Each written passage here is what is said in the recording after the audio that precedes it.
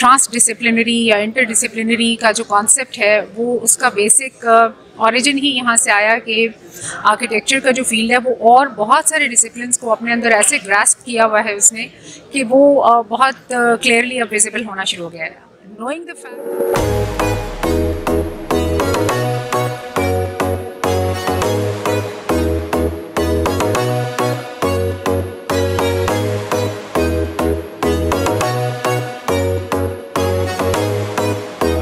Madam, ये architecture के ऊपर जो कॉन्फ्रेंस आपने ऑर्गेनाइज की है, इसके क्या ऑब्जेक्टिव्स हैं? जी, I am professor doctor Yasira Pasha and I am heading as dean architecture and planning and civil. इस कॉन्फ्रेंस का जब बेसिकली हमने इसको कंसीव किया तो इसका बेसिक ऑब्जेक्टिव ये था कि हम इंटरडिसिप्लिनरी वैल्यू ऑफ आर्किटेक्चर को देखना चाह रहे थे कि उसका लिंकेज बाकी डिपार्टमेंट्स के साथ, बाकी डिसिप्लिन्स के साथ कितना स्ट्रॉन्ग है और वो रिलेशनशिप किस तरह अप्लाई होता है in different disciplines of the academia. I would say कि ये एक्सपेरिमेंट जो हमने किया ये बड़ा सक्सेसफुल एक्सपेरिमेंट था।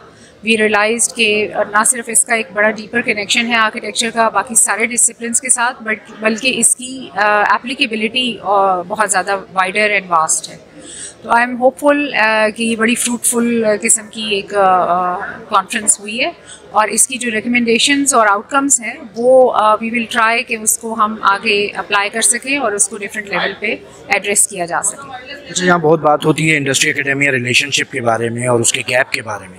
इस किस्म की कॉन्फ्रेंसेस इस गैप को कितना कम करती हैं और आपका तजर्बा कैसा? जी, एग्जैक्टली ये one of the objectives was to cover the gap and to bridge the gap between academia and profession.